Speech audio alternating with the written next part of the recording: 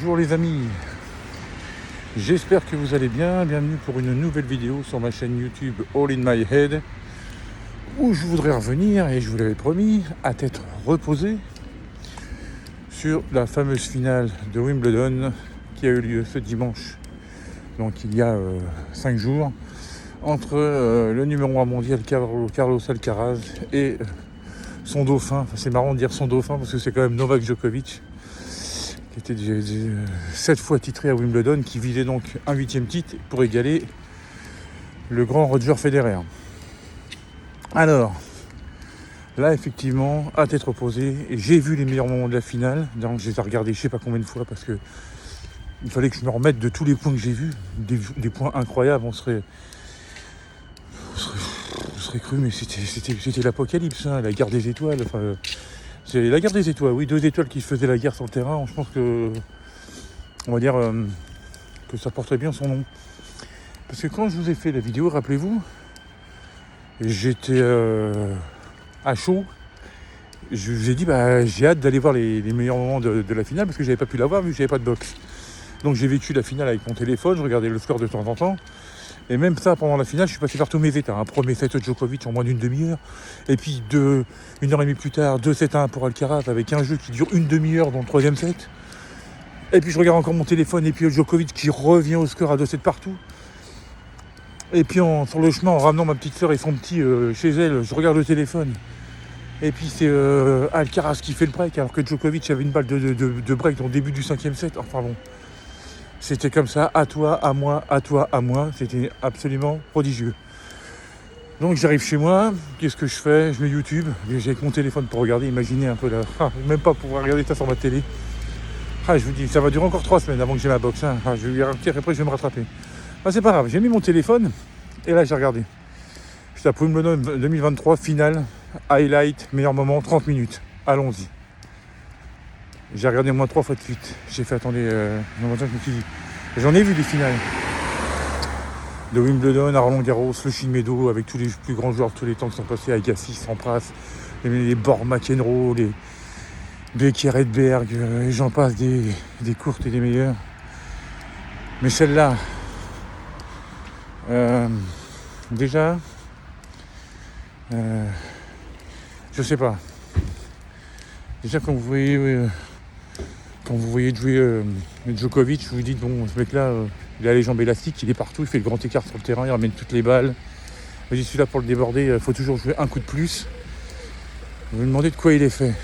Mais alors, maintenant vous regardez le jeune qui est en face. Parce qu'en fait, vous prenez 2 mecs. Il y en a un qui a 36 ans, 23 titres du Grand Chelem, irréprochable. Le mec, il sait tout faire, il a tout gagné. Et évidemment, cette année, il visait le Grand Chelem calendaire, puisqu'il avait déjà gagné l'Open d'Australie et puis Roland Garros. Donc le mec, voilà, il est en finale sans forcer, il perd 2-7. Pas forcément impressionnant. Moi je l'ai trouvé des fois un peu suffisant, mais ça suffisait pour... un peu suffisant, mais ça suffisait. Vous voyez un peu le truc, le jeu de mots, pour aller en finale. Et d'un autre côté, vous avez un jeune de 20 ans. Alors je vous dis, moi, je l'ai connu grâce à un ami avec qui... un pote qui me disait, mais tu connais, qui adore le tennis, qui adore le foot comme moi et tout ça, il n'aime pas trop la boxe, mais bon. Et puis il me disait, mais tu connais Alcaraz? Alors je lui fais, mais qui ça? Un Espagnol. Bravo. Je fais, non, un petit jeune, il avait 18 ans à l'époque, donc c'était il y a 2 ans. Il fait, suis-le, tu vas voir, ça vaut le détour. Je dis, mais c'est qui? Merci. C'est qui ce gars? C'est qui ce petit là qui, Et puis je regarde le môme et tout, puis je fais effectivement, il y a du potentiel. Il y a du potentiel, effectivement, lui il risque de faire très mal. Je le suis un peu au tournoi de Madrid. Au tournoi de Madrid, il voit Nadal Djokovic en demi-finale et Nadal en finale. Je fais oula, il fait un Roland Garros, bon, un peu décevant, il se fait éliminer en quart de finale par Zverev. Ça, c'était même pas il y a 2 ans, c'était l'année dernière.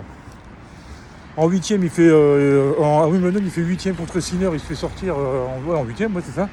Il gagne Chine-Meadow, et puis il gagne des tournois sur dur. Et puis voilà. Merci. Et le problème qu'il y a ce petit, par contre, c'est qu'il est assez souvent blessé. Alors pour un petit jeune, je fais un petit retour en arrière. C'est comment que je l'ai connu depuis tout ça. Pour un petit jeu, je me dis, tiens, à 20 ans déjà, il y a Foshimedo, il peut pas jouer l'Open d'Australie parce qu'il est blessé. Je dis, ah, ça commence pas très bien l'année là. Et puis il va jouer sur terre battue. Enfin, déjà, il va gagner il va gagner à Indian Wells, il va gagner à Madrid et tout. Je dis, bon, bah, ok, le mobile est prêt. Arrive Roland Garros. Et là, pareil, impressionnant et tout, qui arrive cette demi-finale contre Djokovic. À la 1, 7 partout, des points de ouf. Jusqu'à cette cause du stress, peut-être cette prise de crampe et tout qui lui fait peur cette demi-finale. Alors là on commence à se dire bon, le petit est très bon, mais enfin si dans les grands moments il est pris de stress et puis que le physique empathie, il va passer à côté de beaucoup de choses dans sa carrière. Et puis le moment mentalement il s'est dit bon bah ok, on va pas se faire battre. Parce qu'apparemment, 2 jours après cette demi-finale, physiquement il allait très bien. En fait c'est mentalement que ça. De toute façon c'est simple. Hein. Il y a un truc qui dit, si le mental va, tout va. Si à un moment donné, dans la tête, vous êtes pris de stress ou n'importe quoi, le physique empathique c'est obligatoire. La preuve en est, qu'est-ce qui lui est arrivé? Donc il a, à 20 ans, il vous arrive rien, vous récupérez super vite. Donc, le monde se dit, bah c'est pas grave. Je vais aller me préparer pour Wimbledon, je vais aller faire un petit tour au Queens. Il va au Queens, premier match un peu délicat, il le remporte, et après il déroule. Donc il remporte le Queens. Bon bah ça va, hein, bonne entrée en matière. Et arrive à Wimbledon, donc voilà, c'est là que je vais vous rejoindre pour la finale. Il perd que 2-7, ça va. Hein. Et quand on voit le tableau qu'il a eu, moi je vais vous dire, déjà prendre un joueur qui joue son dernier match de carrière, donc il n'a plus rien à perdre, un mec comme Chardy qui joue quand même très bien. En plus, j'ai vu un peu les meilleurs moments de ce match-là, le français, il a joué crânement sa chance, mais en face, quand vous avez un mur, il n'y a rien à faire, donc voilà. Mais à partir des 8e de finale, le petit Alcaraz, c'était Berrettini, Holger Rune, Medvedev, et après, forcément, Djokovic. Donc je vous dis, hein, vous voyez jouer les points de mutant que les deux se sont mis dans la tronche. Quand vous voyez Djokovic et tout, alors, avec toutes les qualités qu'on lui connaît et tout ça, mais le petit là, quand vous voyez la progression entre l'année dernière et cette année, parce que maintenant le petit c'est service volé à la Federer, quoi, service volé, joue genre 1 mètre à l'intérieur du court, puis alors les amortis, il en abuse, hein, mais il en abuse encore 2 fois trop, mais alors il les fait tellement bien, et puis bon, les contre-amortis, tout ça, enfin bon, il sait tout faire. Puis Djokovic a dit un truc très vrai, c'est là qu'on voit qu'il y a le passage de relais. Djokovic a dit un truc très vrai à la fin du match. Il a dit, je savais que tu allais me poser des problèmes sur terre battue et sur dur, mais que tu allais m'en poser si tôt sur gazon, ça je ne le savais pas. Alors ça a fait rire tout le monde, ça m'a même fait rire moi. Ça veut dire que ce joueur va être injouable sur toutes les surfaces. Et je crois que, attendez, Federer était le 6e joueur à gagner sur toutes les surfaces, Nadal le 7e, Djokovic le 8e, le 9e joueur qui gagnera sur toutes les surfaces, ce sera Alcaraz. Je vois pas un Sinner, je dis pas qu'il ne pourra pas le faire, je dis le faire avant lui. Déjà il a de l'avance, il a déjà gagné 2 tournois sur 2 surfaces différentes. Il lui manque plus que l'Australie et Roland Garros, et ça sera plié. Et je pense qu'il n'attendra pas aussi longtemps que les 3 autres pour le faire. Dans les 2-3 ans, moi je dis qu'il va gagner au moins une fois Roland Garros, une fois l'Australie. Dans les 2-3 ans qui vont venir. Vous allez voir ce que je dis. Voilà les amis, c'était pour faire une petite vidéo à tête reposée de cette finale de mutant que je vais appeler la guerre des étoiles.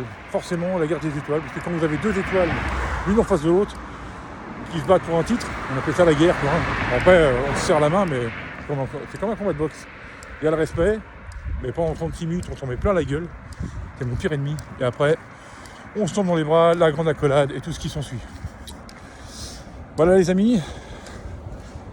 Sur ce, je vous dis à très bientôt pour une prochaine vidéo. On va attaquer la saison sur dur là maintenant. On va voir ce que ça va donner avec le tournoi de Montréal, de Cincinnati, à Foshimedo, qui va arriver très vite puisque c'est fin août, début septembre.